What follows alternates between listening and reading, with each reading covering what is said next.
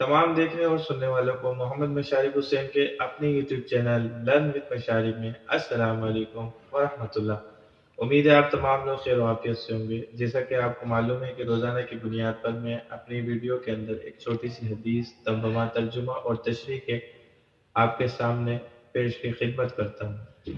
लेकिन ये जिस तरह अभी कुर्बानी का मौसम है, तो मैं ये चाहता हूँ कि मेरी वीडियो के ज़रिए हम आम मुसलमानों को या ख़ास मुसलमानों को, आम और ख़ास हर एक को ज़िलहज्जा के महीने के अहकाम और फ़ज़ाइल मालूम हो जाए।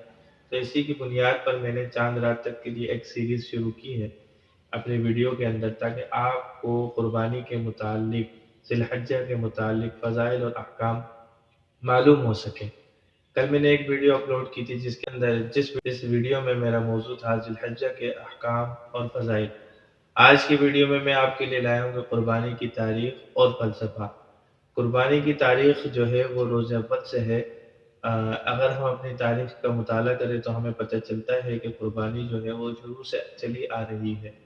हज़रत आदम अलैहिस्सलाम के दौर से कुर्बानी जो है वो दर नस्ल, दौर बदौर हम तक पहुँची आई है। कुर्बानी की तारीख़ में आपके आगे ज़िक्र करूँ कि हज़रत आदम अलैहिस्सलाम के दौर में अल्लाह तबारक व तआला ने हाबिल और काबिल की कुर्बानी को तलब किया।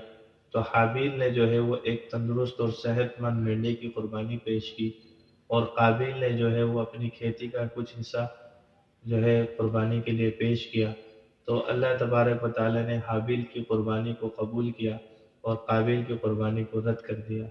हाबिल की कुर्बानी को कबूल किया गया और मेंढे को ले लिया गया और खेती को छोड़ दिया गया।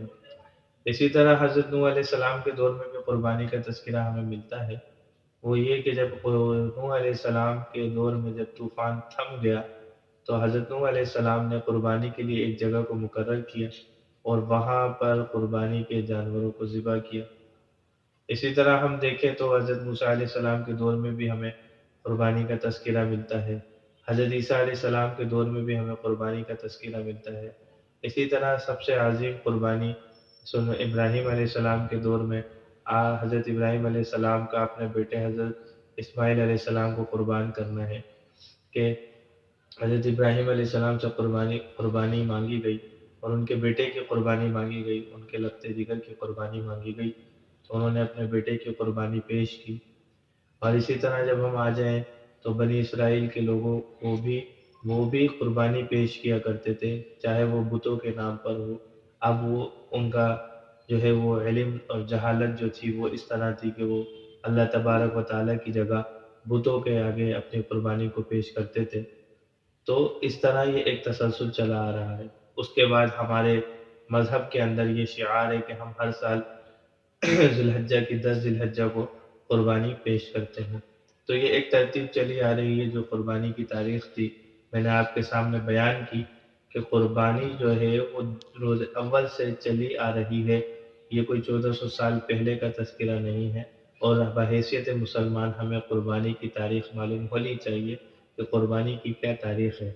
इसी तरह आप अलैहिस्सलातु वस्सलाम जो है वो कुर्बानी ज़िलहज्जा हज्जतुल विदा के मौके पर कुर्बानी करते हैं और 63 ऊँट की कुर्बानी करते हैं, और इसी तरह हज़रत अली रज़ियल्लाहु तआला अन्हु 37 ऊँट की कुर्बानी करते हैं।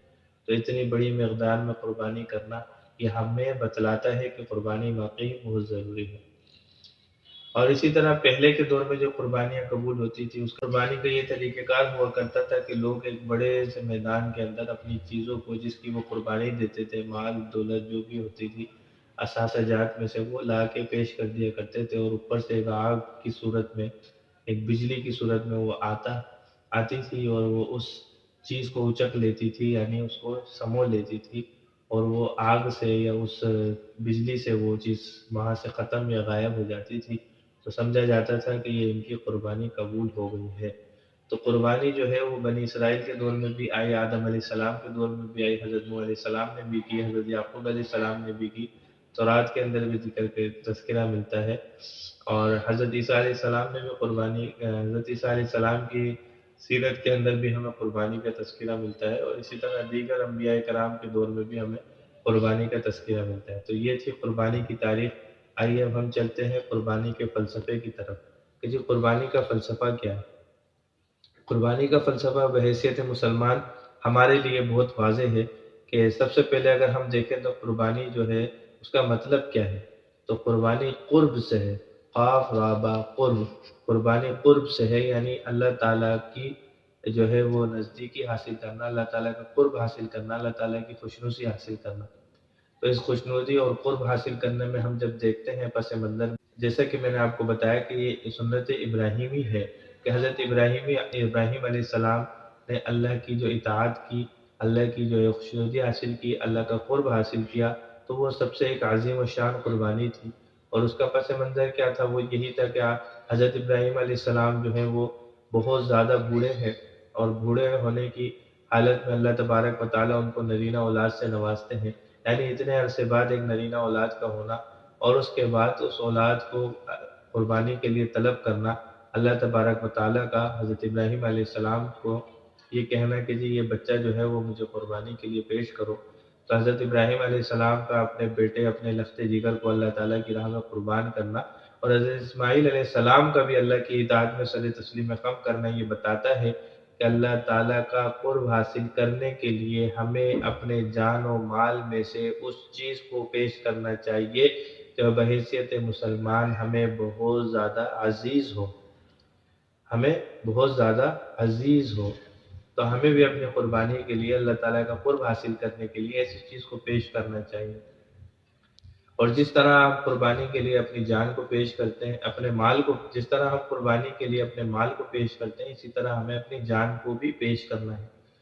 آنے والے وقت میں یا کبھی بھی اللہ ہمیں، ہمارا اسلام، ہمارا مذہب اگر ہم سے یہ تقاضا کرے کہ بھئی چلو اب اللہ کی رضا کے لیے اپنی جان کو بھی پیش کرو، تو ہم اپنی جان کا نذرانہ بھی پیش کریں گے۔ جس طرح ہمارے فوج ہے، ہمارے سپاہی ہیں، اپنی جان کا نذرانہ پیش کرتے ہیں، اسی طرح جب ہم پر بھی کبھی ایسا وقت آئے تو ہمیں بھی اللہ کا قرب حاصل کرنے کے لیے اپنی جان کا نذرانہ پیش کرنا ہے۔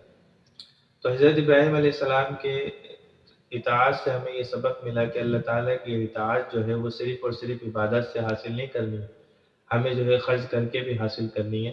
اور اسی طرح ہمیں بہت ساری چیزوں میں، جیسے قرآن مجید کا جو ہے وہ ارشاد ہے کہ لن تنالوا البر حتی تنفقوا مما تحبون، کہ تم اس وقت تک اللہ تعالیٰ کا قرب حاصل نہیں کر سکتے جب تک تم خرچ نہ کرو۔ تو خرچ کرنا بہت ضروری ہے، اور خرچ کرنے میں کیا ہے کہ جب ہم پر قربانی واجب ہو جائے تو ہمیں ایک اچھی سی قربانی اپنی حیثیت کے مطابق اللہ کی راہ میں پیش کرنی ہے۔ اور یہ قربانی کا جو ہمارا قبول ہونا ہے وہ روحانی اعتبار سے قبول ہونا ہے، نہ کہ ہماری دیگر چیزوں کے اعتبار سے، جیسے قرآن کریم کا مفہوم ہے لن ینال اللہ لحومھا ولکن ینالہ التقوی، کہ اللہ تبارک و تعالیٰ کو تمہارے گوشت سے، تمہاری سری پائے سے، تمہاری کلیجے گردے جو قربانی کے جانور کی ہیں، اس سے کوئی غرض و غائب نہیں۔ اللہ تبارک و تعالیٰ صرف اور صرف تمہارے تقوی کو پسند کرتے ہیں، اور تمہارے تقوی ہی دیکھنا چاہتے ہیں کہ تم کتنے تقوی والے ہو جو اللہ کا قرب حاصل کرنے کے لیے قربانی دو گے۔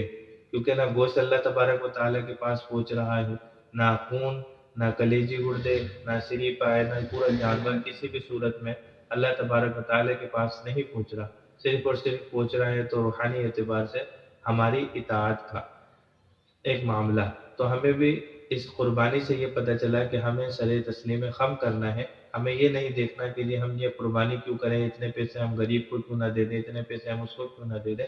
اگر یہ ضروری ہوتا تو ہمارے مذہب ہمیں اس چیز پر فوکس کرنے کو کہتا ہے کہ بھئی اس چیز کو پکڑ لو، لازمی پکڑ لو۔ لیکن جس طرح اللہ تبارک و تعالیٰ کی طرف سے ہمیں قربانی کرنے کو لازم پکڑنے کو کہا گیا، اس حوالے سے ہمیں اسی کو ترجیح دینی چاہیے، اور آنکھ بند کر کے صرف اور صرف اطاعت کرنی چاہیے، نہ کہ ہمیں اپنی عقل کے گھوڑوں کو دوڑانا چاہیے۔ تو ہمیں یہی کرنا ہے کہ ہم اپنی عقل کے گھوڑوں کو ایک طرف رکھ کر اللہ کی اطاعت، اس کی خوشنودی اور اس کا قرب حاصل کرنے کے لیے ہم اپنے جانوروں کو بہترین سے بہترین تر بنا کر اللہ کی بارگاہ میں پیش کریں، تاکہ اللہ تبارک و تعالی ہمارے تقوی کو دیکھتے ہوئے ہماری قربانی کو قبول فرمائے۔ ہمیں اس چیز پر بہت زیادہ ترجیح دینی ہے، اور اپنے جانور میں صرف اور صرف اللہ کی رضا، اللہ کی خوشنودی کی جو ہے وہ ہمیں نیت کرنی ہے۔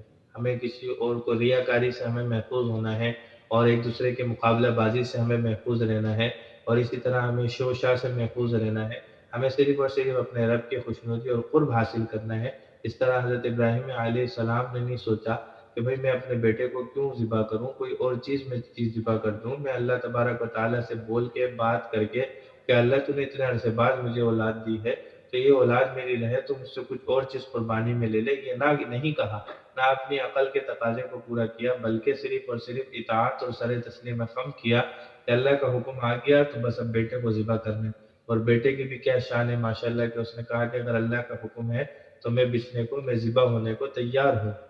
تو اسی طرح ہمیں بھی جب ہمیں پتہ چل گیا کہ قربانی ہم پر واجب ہو گئی ہے تو ہمیں اس دوسرے فلسفوں کی طرف اپنی عقل دوڑانے کی طرف نہیں جانا، بلکہ اللہ کے قرب اور خوشنودی حاصل کرنے کے لیے قربانی کرنی ہے۔ تو آج کی میری ویڈیو میں آپ کو قربانی کی تاریخ اور قربانی کا فلسفہ معلوم ہو گیا کہ قربانی کی تاریخ کیا ہے، کہ حضرت آدم علیہ السلام سے لے کے آج تک کے مسلمانوں تک کی ہماری جو تاریخ ہے اس کے اندر قربانی بھی ایک اہمیت کی حامل رہی ہے۔ اور اسی طرح قربانی کا فلسفہ کہ قربانی جو ہے وہ صرف اور صرف اللہ تعالیٰ کا قرب حاصل کرنا اور سر تسلیم خم کرنے کا نام ہے۔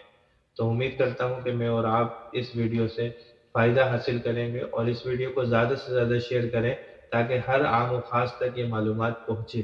یہ 15 دن سے 12 دن تک کی میری ویڈیوز ہوں، اسی اپنے پن کے ساتھ اپنا خیال رکھیے گا۔ انشاءاللہ اگلی ویڈیو میں آپ سے پھر ملاقات ہوگی، تب تک کے لیے اللہ حافظ، السلام علیکم ورحمۃ اللہ۔